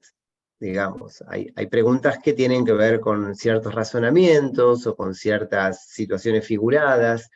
No sé, hoy mismo, esta mañana, en la universidad, en mi clase de didáctica, estábamos hablando con estudiantes de primer año del profesorado, un profesorado universitario, precisamente en el profesorado de informática, pero yo ahí doy didáctica general, sobre cómo fundamentar una propuesta de enseñanza. Entonces, este profe quería enseñarle a chicos de 9 años las partes de la computadora, componentes de la computadora. Entonces surgieron algunas preguntas, ¿no? Pero decíamos, bueno, escribamos primero una breve fundamentación de por qué queremos enseñar las partes de la computadora y en qué consiste esta enseñanza, que no sea simplemente decir, bueno, partes de la computadora, bajamos de Internet, si buscamos en Internet partes de la computadora, nos van a salir diagramas, en los cuales aparece un dibujo, un infograma que saca flechitas y pone los nombres. El motherboard, la memoria, qué sé yo, ¿no? La placa de video, el botón de encendido, etc. Entonces dijimos, bueno, a ver, ¿cuáles son las cosas que son misteriosas para un grupo de niños de 9 años que pueden revelarse en una actividad interesante en el aula? Y conversándolo entre nosotros, empezaron a salir algunas ideas, ¿no? Preguntarle a los chicos, por ejemplo, ¿qué hay detrás del botón de encendido? ¿Por qué cuando tocamos el botón se enciende una lucecita? ¿Por qué empieza a haber un ruido? ¿De dónde viene ese ruido? Si desatornillamos la carcasa de la CPU y observamos, vamos a ver que el ruido lo producen unos ventiladores. Entonces la siguiente pregunta es, ¿por qué hay unos pequeños ventiladores en el CPU? Bueno, porque enfrían algo que se calienta. ¿Y qué será lo que calienta? ¿Y por qué? Entonces ahí llegamos a la placa, digamos, al cerebro, al procesador de la CPU. Bueno, cada una de estas preguntas fue dando ideas de cómo se podía trabajar, sacarle una foto a una placa madre, proyectarla sobre un pizarrón blanco en el que se puede intervenir con marcadores, y que los chicos con marcadores de distintos colores vayan señalando algunos componentes de ese circuito impreso que está dentro, y que esa caja negra misteriosa deje de ser una caja negra misteriosa y empiecen a aparecer algunas respuestas. Pero todo eso no lo iban a poder encontrar en Google mis estudiantes. Si buscaban las partes de la computadora, solamente salían esquemas. En cambio, este despliegue de posibilidades creativas para trabajarlo con un grupo de niños de 9 años, solo salen si nos ponemos a conversar. Entonces creo que también el territorio soberano de la escuela es el de esas cosas que hay que conversarlas para desentrañarlas, y que no se encuentran en un googleo fácilmente, sino que requieren otro tipo de conversación. Y te doy, incluso en una clase de informática con adultos, ¿no? Estoy diciendo. Sí. Bien. Bueno. Cintia, Cintia levantó la mano, luego Nas Sí. también. ¿Qué tal? Buenas tardes. Bueno, muy interesante la charla de Daniel, la verdad es que agradecerle profundamente. Yo no soy de nivel inicial, es una deuda pendiente lo mío, pero bueno, soy bibliotecaria escolar y en la provincia de Buenos Aires sé que se está trabajando fuertemente en la figura del bibliotecario en las instituciones de nivel inicial. Y bueno, y ahí viene esto, me parece la tercera pata que hablaba Daniel sobre el docente y la escuela como mediador, ¿no? Porque me parece que hay que capitalizar las tecnologías y también enseñar a los chicos que no solamente se encuentra información en Google, que es lo primero que uno busca, de hecho todos lo hacemos, ¿no? Que también hay espacios específicos en donde se pueden encontrar juegos didácticos, en donde se puede encontrar la información que es veraz, ¿no? Que es confiable, y bueno, vista desde el lado de la bibliotecología, aportar a la alfabetización informacional, que es otorgarle herramientas a los chicos para que después puedan ser críticos, puedan buscar información, generar saberes a través bueno, de todo lo que brindan las posibilidades de las tecnologías, ¿no? Que son tantas. Simplemente eso. Bueno, muchas gracias. Gracias. Nas. Nas. Sí, buenas tardes. Escuchando un poco todo esto, el tema de la velocidad en sacar el celular para encontrar una respuesta, ¿no? Es como que debemos tener una respuesta en forma automática a cada planteo, y creo que en lo que estuviste comentando recién, Daniel, está la situación, esto de construir el aprendizaje y no dar solamente un conocimiento, ¿no? Porque buscamos en Google cuántas patas tiene 8, listo, ya está, se terminó ahí el espacio que podría haber surgido para generar todo un trabajo de aprendizaje, de generar un nuevo aprendizaje en el hecho de no solo la araña, ¿qué otro puede tener 8? ¿No? Abrirlo hacia un montón de cuestiones, como comentabas vos casualmente, esto de la informática, ¿no? Cómo jugar con esa pregunta que viene del alumno, que ya se la hizo él, ya se preguntó él cuántas patas tiene antes de preguntarle al docente. Entonces, tomar lo que viene de los alumnos, ¿no? En esto de la pedagogía de la pregunta de Freire, también tener la pedagogía de la escucha para poder darle lugar al alumno cuando pregunta y generar desde esa base un nuevo aprendizaje y no dejarlo solamente en el conocimiento de decir, sí, ya sabemos 8, ¿no? Bien, continuemos, damos vuelta a la página, seguimos con otra cuestión, ¿no? Poder aprovechar ese momento que surge de los alumnos, ¿no? Y ponerlos en valor a ellos y a esa duda que tienen, que por ahí, si le preguntamos a otro puede decir, sí, yo ya lo leí en un cuento y tienen tantas patas. ¿En qué cuento? O sea, ir construyendo ese aprendizaje, ¿no? Tomarnos ese tiempo y no tener que tener la obligación de tener la respuesta inmediata para la pregunta, ¿no? Creo que, claro, que por ahí, sí. Sí, interesante cómo en la conversación del aula se dan precisamente las cosas que no se buscan en YouTube, que no se buscan en Google, que no se buscan en ningún lado. Es una pregunta recurrente, la vengo escuchando cada vez más en distintas aulas, foros en los que se discuten estas cosas. Profe, ¿qué me puede enseñar que no esté en Internet? ¿No? Diría un alumno. Y es una pregunta que parece, qué sé yo, medio de pacotilla, medio trillada, pero es una pregunta a la que a veces puede ser difícil de responder bajo ciertas circunstancias, ¿no? Porque claro, lo que hay en Internet no es solo información. Uno decía, ¿qué me puede enseñar? Podríamos haber dicho hace 30 años, ¿qué me puede enseñar que no lo pueda encontrar en el diccionario o en la enciclopedia británica o en la Quillette? Entonces, o en el Larousse Ilustrado. Bueno, la pregunta es parecida en última instancia, con la diferencia de que en Internet hay mucho más que información, hay entretenimiento, hay música, hay posibilidades de comunicarse, etc. Pero creo que la escuela marca una diferencia, por empezar, en esa relación de las personas con los dispositivos informáticos, ¿no? Y creo que la relación está dada por algunas de las palabras que fui dejando caer aquí, digamos, conversación, juego, cuerpo, encuentro. Creo que el tiempo escolar es un tiempo en el que se da una forma muy particular de conversación, además, que es esa conversación que no tenemos por puro entretenimiento o por amor a la persona que tenemos delante, aunque haya cierta forma de amorosidad en la relación pedagógica, sino en base a un proyecto de formarse, a un proyecto formativo y transformativo. Y esa forma tan particular de conversación solo se da con otras personas.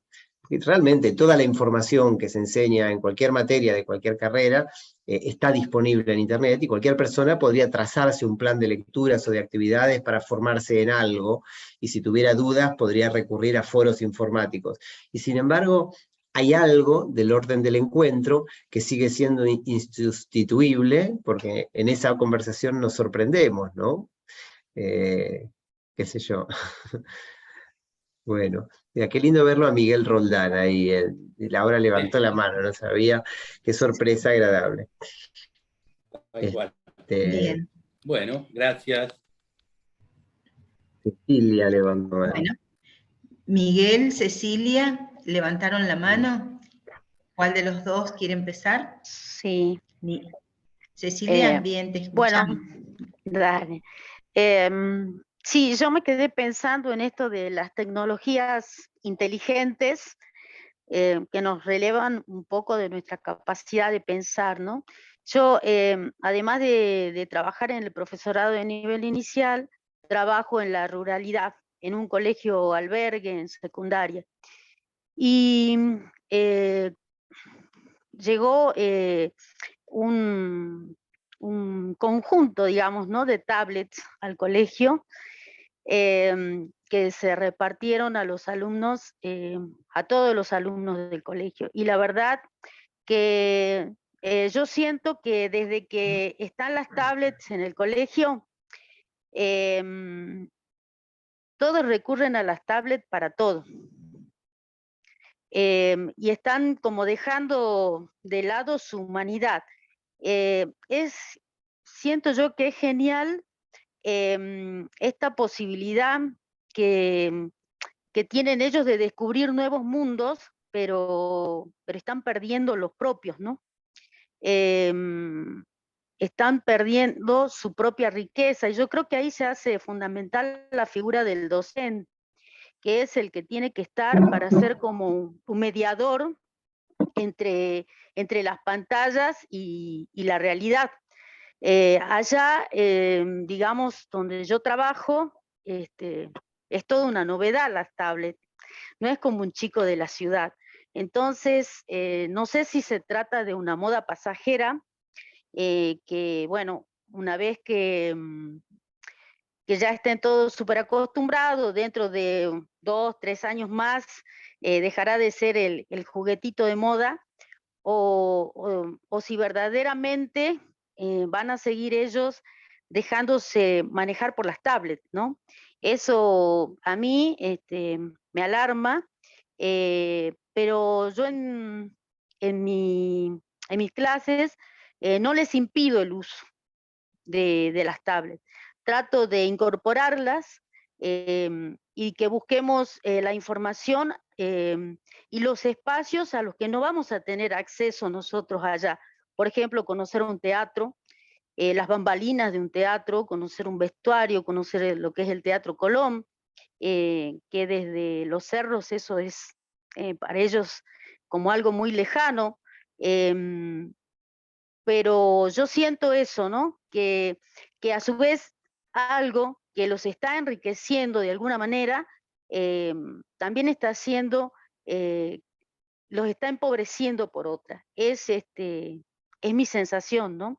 Y ese que siento que el docente tiene que estar presente, ¿no? Para que se den cuenta que la tecnología es muy buena, es muy valiosa, pero que hay un mundo real, que no tenemos que perderlo, porque en ese mundo real está la vida, está nuestra vida, y estamos perdiendo momentos valiosos de nuestra vida, ¿no? Y hay que empezar también a pensarlo así, que un dispositivo nos lleva a un metaverso, como dicen ahora, pero pero la vida es la vida, es el aquí, es el ahora, y tienen que entender que todo tiene un límite y que todo es fantástico mientras entendamos el límite, ¿no? Del uso, del buen uso de las cosas. Eso nada más. Bueno, mira, que loco eso de asomarse a muchos mundos y perder el propio. Me quedó dando vueltas esa imagen que dijiste. Bueno, Miguel. Sí, bueno, en principio, gracias por así este efecto dominó de estar repensando nuestras prácticas. Con esto de la tecnología, yo digo, nos formatearon. Esta sociedad de consumo nos formateó tanto que sentimos la sensación como de analfabetos, ¿no? Y recuerdo, yo soy maestro de grado, profe de plástica, y ahora en espacio de formación docente también en la universidad, lo que hice una actividad que fue el desarmadero lúdico. ¿Qué les pedí? Lo que decías vos, les pedí elementos tecnológicos que ya están en desuso, digamos que se me rompió el mouse, o el teclado, o la plancha, o la cafetera, y había que tener herramientas. Lo desarmamos y uno, al ser profe de plástica, lo que hicimos fue transformarlo plásticamente, hicimos esculturas. La plancha después pareció un barco que era del barrio de La Boca, y después nos pusimos, yo lo llamo arte efímero, ¿no? Pero más que nada, después lo terminamos así como una reflexión pedagógica, ¿qué era lo que había que hacer? Herramientas, yo le he pedido, traigan algo, pero también traigan su caja de herramientas. Y las herramientas había que tener un destornillador, una pinza, una cinta de papel, pero también los saberes que vos tenés, digamos. El objetivo final era, ¿y qué era lo que había que hacer? Y saber pedir ayuda, saber seleccionar, digamos, cómo nos podemos desarmar para armar algo distinto, que es el desafío que tenemos hoy. Porque políticamente esta sociedad de consumo te formatea, te hace sentir como un analfabeto. Y nosotros que venimos del lado del juego, y ahí está Nash también, creo que el juego es una tecnología que hoy es una alta tecnología, como incorpora al humano, no nos atrevemos a investigarla como se investiga hoy, a ver las nuevas tablets, y lo otro que es encontrarte con el otro, tratamos de reflexionar con los docentes, ¿qué nos sucedió? Y una docente dice, y yo no sabía que había tanto adentro de un teclado, que empezaron a aparecer cosas, y digo, esto es una metáfora, ¿a qué se parece? Y como un niño, cuando lo empezás a descubrir, o como una familia, no te das cuenta de todo lo que tiene adentro. Pongo este ejemplo, cómo transformamos algo de la tecnología que está a lo cotidiano, y cuando le pones el sentir, el pensar, yo digo, esta idea que decía la profe de folclore, la profe de danza, esta idea de proceso, un punto de partida, un punto de llegada, y lo importante es esa construcción. Que venga la plástica, no queremos formar artistas, queremos formar gente que conozca y pueda expresarse y conozca un lenguaje artístico, ¿no? Y yo creo que hoy caímos como en esta trampa de sentirnos analfabetos tecnológicos, y yo creo que, en mi caso, ahora que estoy proponiendo el juego, creo que nos permite recuperar en nosotros. Y me parece que también es un desafío que tenemos, conocer las nuevas herramientas, pero esta que es tan humana, que tiene la humanidad desde miles de años, poder volver a investigarla para incorporarla a la escuela, que es el jugar con las nuevas tecnologías. Así que gracias por me hiciste pensar todas esas cosas. Digo, uy, ¿cómo es? Gracias, Dani. Me pareció este efecto dominó porque uno empieza a repensar sus prácticas. Esto es lo que tenemos que hacer. Sí. Igual, hay algo de, bueno, esto que decía antes de desingenuizarse un poco respecto de las tecnologías, desacralizar, ¿no es cierto? Sacarla de ese pedestal de cosas que transforma el mundo, porque no es porque no produzca transformaciones, ¿no? Mira, yo me acuerdo, hace 1.000.000 de años, coincidimos en un viaje en el que vos estabas haciendo una actividad en la que habías sorprendido a la audiencia pegando en la parte de abajo de las sillas, en algunas sillas, algunos mensajes, creo que eran unos cartelitos, algo así, ¿no? Entonces, en un momento dijiste, bueno, fíjense debajo de la silla que algunos de ustedes tienen algo, ¿no? Entonces la gente metía la mano y sacaba, y había una dinámica después. Esto fue hace muchísimo tiempo, no me acuerdo. Si no pasaron 10 años, capaz que pasaron más de 10 años, ¿no? Estamos Pero grandes. pensaba, había un dispositivo ahí, ¿no? En esa escena, ¿no? Un dispositivo en el cual alguien se sorprendió, pasó algo, etcétera, ¿no? Puede tener un equivalente virtual esa actividad tan interesante, tan apegada a lo material, tan apegada a lo lúdico, etcétera. Seguramente que sí lo puede tener. Y también la pandemia nos ha mostrado, como dijo alguien más temprano, que a través de medios digitales se pueden dar clases recalcitrantemente tradicionales, aburridísimas, en las cuales los estudiantes apagan sus cámaras, hacen lo mismo que pueden hacer en un aula presencial, dejar la cara e irse, ¿no? Apagar su cámara e irse, eso también se puede hacer sin cámara, ¿no? En un aula presencial. Entonces, eso también revaloriza un poco esto que está señalando, el encuentro, la forma de mirarnos, de encontrarnos, de conversar, y creo que contribuye a que empiecen a envejecer de una buena vez las nuevas tecnologías, ¿no? Creo que con la pandemia las nuevas tecnologías han envejecido, y esto de seguir llamando las nuevas tecnologías tal vez no ayuda, y deberíamos llamarlas simplemente tecnologías digitales, y el barniz de novedad que traen creo que está bastante ya despintado, descascarado, y no vendría mal darle una rasqueteadita. Entonces... Nombraste a Paulo Freire, y Paulo dice que no hay nadie que no sepa nada y no hay nadie que sabe todo. Me pasó que estoy en la Universidad de José de Paz, me traen, viste, las nuevas tecnologías, digo, chicas, ustedes saben más que yo. Esto de compartir, cómo ponemos el cañón, cómo hacemos esto, y era eso también, pero nadie sabe más que nosotros todos juntos. Digamos, este es el desafío, empezar a construir en nosotros, porque esta sociedad de consumo genera un individualismo que te pone ahí arrinconado. Ahí, José C. Paz, salimos a recorrer los comedores. ¿Cómo se aprende afuera de la universidad? ¿La universidad es la única que enseña? ¿O hay aprendizaje? Y esos aprendizajes eran eso. Los chicos sabían ciertas cosas más que uno, y uno crea un espacio, por eso creo que es un desafío, crear este espacio donde vuelva a aparecer el nosotros, esto, la identidad que tiene, la construcción del saber colectivo dentro y fuera de la institución.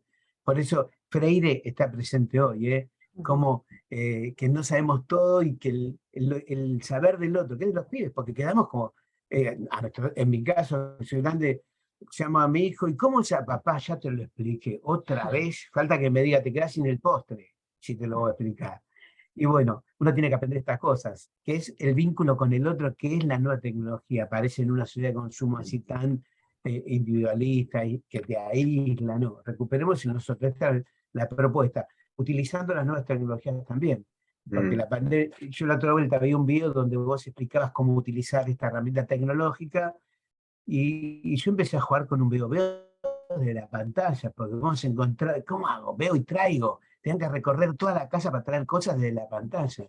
Y gracias a una charla que diste vos también, esa tecnología me permitió a mí tomar un juego tradicional y popular en algo. Había gente de todo el país y nos estamos jugando con un juego popular. Gracias también por eso.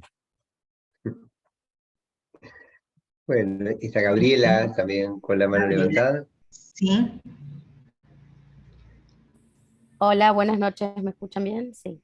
Muy bien. Bueno, yo quería tomar el punto de la cámara como embajadora de la mirada, que nosotros como docentes, como lo planteaba Daniel, lo tomamos como de evaluación hacia las habilidades que el chico ha adquirido o desarrollado. Y me gusta también pensarlo del otro lado, la mirada del alumno hacia el mundo, como cuando hablábamos de la pantalla con dos niños, ¿no? Uno de un lado y otro del otro. Esto se da un montón hoy en día a través de los juegos, que los chicos pueden jugar con otros chicos del mundo. A nivel escolar, yo les cuento mi experiencia, soy profesora de inglés y trabajé en un colegio bilingüe que estaba formando parte de una organización internacional. Me pareció muy interesante la propuesta, se llama Round Square para el que está interesado. Tiene más de 100 países trabajando, en la cual, o a través de la cual, se presentan proyectos desde cualquier área, cualquier profesor lo puede hacer mientras sea parte de estas instituciones, y otros colegios se pueden unir. Y después se arma una clase virtual, un encuentro virtual con todos estos alumnos, en los cuales el que hice yo, por ejemplo, era un análisis o una charla sobre un libro de Roald Dahl, James and the Giant Peach. Me acuerdo que teníamos que hacer un trabajo juntos, nos dividimos en pequeñas aulas dentro del Zoom, en las cuales mis alumnos acá de Argentina trabajaban con chicos de la India, con chicos de África, como si fuera la clase, ¿no? Bueno, tenemos que describir, inventar una tía nueva para James, y la tenemos que describir usando todo estas herramientas literarias como las que usa Roald Dahl. Me parece súper rico estas oportunidades que dan, pero asimismo fui uniendo con otras cosas que se vienen diciendo sobre los cambios que hay, por ejemplo, que mencionó Daniel, en el currículum o en en los nuevos documentos a partir o del nivel inicial, que decía que ahora se refiere a las tecnologías de otra forma. Pensando en que a nosotros, o cuando yo iba a la escuela, esto no existía, no había una regulación, no había un instructivo, no había un protocolo. Cuando yo iba a la escuela se entraba a la tele con la videocasetera, me acuerdo, muy de vez en cuando para ver algún video, y esa era toda la tecnología electrónica que teníamos. Y creo que estamos en un proceso en el cual no todos estamos en la misma etapa. Como una de las colegas decía, hay colegios, especialmente los rurales o los más humildes o carenciados, que realmente no tienen acceso a internet, y el único teléfono es el de mamá que los lleva a trabajar. Por eso digo que creo que estamos todos en diferentes etapas y que esto va a seguir, y si bien dejan de ser nuevas, sí se siguen necesitando y se van a seguir necesitando a medida que surjan diferentes usos o prácticas, diferentes protocolos o regulaciones, ¿no? Esto de Round Square, no todos los países, no todos los colegios están, no todos tienen esta oportunidad, y dentro de sí mismo tiene todo un parámetro que uno tiene que respetar, ¿no? Pero bueno, es como un poquito de todo. Está buenísimo que estas tecnologías abran la posibilidad a los chicos que tienen acceso a ella, a ser ciudadanos del mundo, a interactuar con otros chicos, con otras culturas, con otros acentos, ¿no? Porque si bien todos hablábamos inglés, todos hablaban distinto, y creo que es muy enriquecedora. Estaría buenísimo que en algún momento todos pudiéramos tener acceso de la misma forma para tener el mismo enriquecimiento y las mismas oportunidades.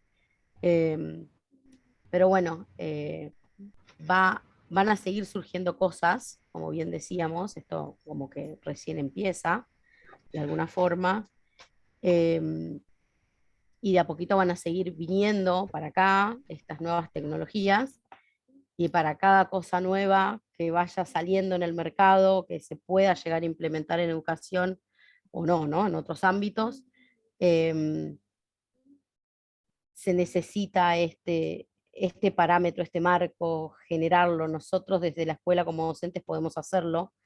Las escuelas que más utilizan tecnología ya de por sí arman sus propios instructivos, ¿no? ¿Qué escuelas permiten que el alumno lleve el celular? Hay escuelas que todavía no lo permiten. Hay escuelas que exigen o recomiendan fuertemente que los alumnos lleven sus tablets o sus computadoras, porque ya no se da el material en fotocopia, se da de forma digitalizada, ¿no?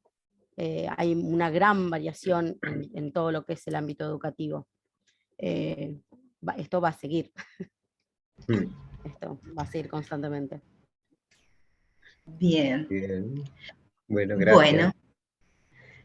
Yo solamente comentar que a mí me pareció muy interesante la charla, por supuesto, al igual que a todos ustedes, y me parece, desde las experiencias que comentó Daniel, qué importante que es que los docentes podamos problematizar nuestro propio rol desde el ser usuarios de las tecnologías, ¿no? Qué importante que es que podamos problematizar nuestras propias prácticas y tener un posicionamiento en torno a ello, empezar a construir también si es que lo tenemos así como difuso. Y me quedo también con la importancia de esta pregunta que él nos compartió: ¿cuáles son esos usos que vamos a hacer de la tecnología? ¿Desde dónde nos posicionamos para promover qué?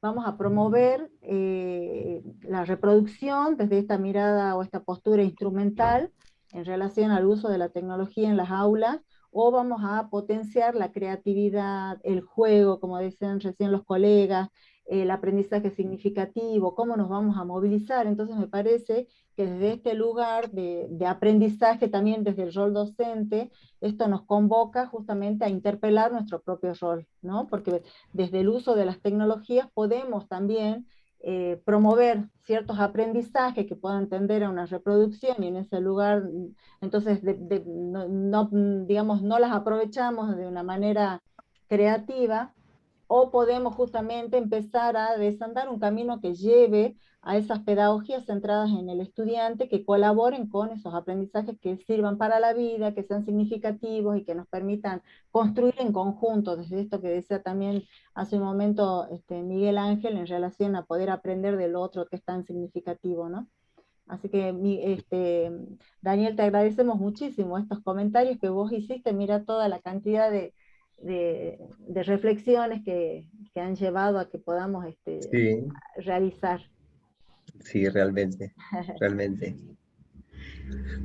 Bueno, Bien. sí, Dolores, si vos estás de acuerdo, y después, por supuesto, de que vos hagas el cierre formal con lo que quieras decir, me gustaría concluir con una brevísima lectura.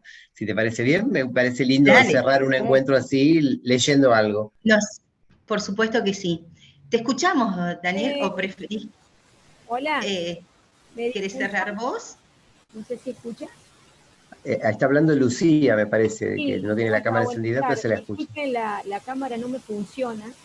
Ok. Y quería hacer una pequeña acotación ya para que usted pueda cerrar. Claro. Yo soy de San Luis, de la provincia de San Luis. Me pareció muy interesante todo lo que ha aportado.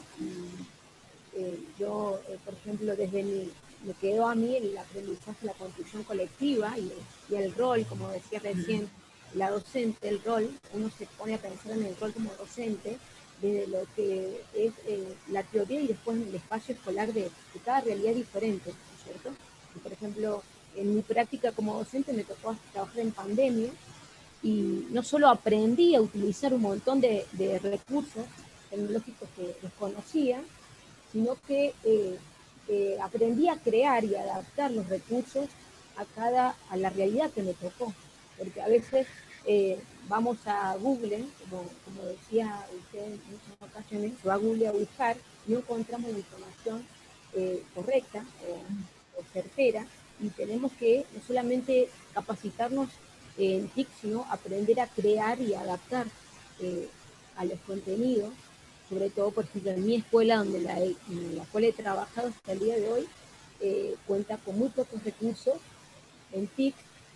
La conexión no es del todo óptima, y en un montón de situaciones he tenido que seguir creando y adaptarlo al aula con proyectores, con otras cosas, porque es una zona rural, podría decir que así, y tenemos muchos problemas para adaptarnos a la tecnología, como hay otros lugares que no, y que tienen el acceso fácilmente. No tenemos acceso a los teléfonos de la escuela donde yo trabajo, y por ejemplo, en el caso de los recursos tecnológicos que tiene la institución, que se otorgaron con Conectar Igualdad, hace un año, por ejemplo, en esta institución, que ya se ha hecho como un pedido para que vengan a conectar las computadoras, y actualmente no funcionan. Entonces, ese tipo de situaciones hacen que no podamos contar con los servicios tecnológicos para poder trabajar. Por lo tanto, siempre tenemos que adaptarlos, llevar nuestros recursos al aula, pedir con tiempo los aparatos para poder trabajar entre las aulas. son un montón de cuestiones que uno la tiene que trabajar como docente, y sobre todo en este momento que la tecnología avanza tan rápido, y uno tiene que avanzar junto con eso, pero a veces tenemos este tipo de obstáculos, dificultades, pues es muy importante que también como docentes yo creo que nos tenemos que capacitar permanentemente para ver cómo podemos hacer la tecnología entre las aulas, y sobre todo porque hay niños que, como se hablaba de los nativos digitales, hay inmigrantes digitales porque no en todas las casas o familias disponen de los recursos y quedan como excluidos de un montón de información, un montón de conocimientos. Por eso creo que el rol docente es muy importante para mediador y guiar a este aprendizaje constructivo, ¿cierto? Que es lo que dice. Bien, bueno, gracias Lucía, gracias por compartirlo. Bien. Gracias a usted. Bien. Daniel, ¿querés leer primero o querés que cierre yo y vos tener el broche de oro? No, como vos quieras, dale, si querés yo leo. Simplemente, bueno, pongo en el chat dos informaciones de contacto, el Instagram y también el enlace al podcast que estoy haciendo y que es el proyecto nuevo y al que le estoy poniendo mucho cariño, que se llama Sueñan los androides. Es simplemente un podcast, un programa radial que sale semanalmente por Spotify y por Anchor FM, y que trata sobre infancias y pantallas desde un ángulo de filosofía de la tecnología, ¿no? Entonces ahí está el Instagram y está el enlace al podcast, y a su vez a los enlaces del podcast, ¿no? Y lo que tenía ganas de leer es un texto muy cortito, escrito por Carlos Escliar, filósofo, poeta, pedagogo argentino, en su libro más reciente, llamado De haberlo escrito antes, y es un texto cortito, pero que me gusta porque habla de lo desconocido y de la conversación, y dice así: hay dos opciones frente a todo lo que se desconoce: ignorarlo por completo o desearlo absolutamente. Sucede que todo lo que se desconoce se presume tan misterioso y bello que es imposible desconocerlo, pero a la vez es tan excesivo, tan grave y desconcertante que no puede desearse. Además, ignorar o desear no son acciones que puedan efectuarse por sí mismas. Es necesaria otra voz, otro cuerpo, la ignorancia de otro, el deseo de alguien más. Tres opciones entonces para todo lo que se desconoce: ignorarlo, desearlo o entrar en conversación. Y me gustó porque pensaba que en relación a estas cuestiones que nos interpelan son actitudes típicas: ignorarlas, desearlas, y no tan típica, pero me parece que la más apropiada, entrar en conversación. Por eso me dio ganas de cerrar leyendo ese brevísimo texto y agradecerles muchísimo haberse acercado hasta acá, dedicado este ratito a compartir la noche del lunes. Bien, Daniel, en realidad estamos muy agradecidos que hayas decidido compartir tu mirada, compartir tu palabra con nosotros, que estamos pensando justamente sobre las infancias, pensar en nuestros estudiantes, en nuestros docentes, en nosotros mismos formando parte de un colectivo que tiene que asumir, o que permanentemente nos vemos interpelados a asumir nuevos desafíos, a pensar nuevamente nuestro rol. Y en este punto me parece re interesante esta idea de abrir el diálogo, ¿no? Que lo plantea tanto Carlos Escliar como lo que vos nos estuviste diciendo permanentemente. Abrir diálogos, abrir conversaciones, habilitar la palabra, habilitar la escucha entre todos. Te agradecemos esto y no quería dejar pasar que hay un momento en que hablaste la idea de que la cuestión política de la función de la escuela y el docente, ¿no? Y me parece sumamente importante que no olvidemos nunca que educar es un acto de igualdad. Y desde ese acto de igualdad tenemos que abrir diálogo, abrirnos a lo colectivo, pensar juntos, producir juntos, trabajar juntos, superando individualismo, superando la queja permanente, pensando a la escuela como la posibilitadora de muchos mundos posibles para nuestros estudiantes, ¿no? Yo creo fervientemente que la escuela es un lugar igualador, que puede ser muy igualador. Y desde ese lugar nos tenemos que apropiar, ¿no? Te agradecemos mucho y esperamos seguir en diálogo. Gracias por compartir estos datos que nos das y seguramente te estaremos invitando en otro momento a continuar con esta conversación que hemos iniciado con vos. Les agradecemos a todos los que han participado, todos los que han ocupado parte de este tiempo, en compartir, justamente, compartir y construir colectivamente. Gracias por todas las preguntas que nos dejaste flotando. Bueno, muchas gracias. Que es lo más importante. ¿Sí? Bien, un gusto haberte escuchado, un gusto haber estado compartiendo con todos ustedes. Bueno, hasta pronto. Gracias. Un abrazo grande para cada uno. Muchas gracias por todo. Gracias. Muchas gracias.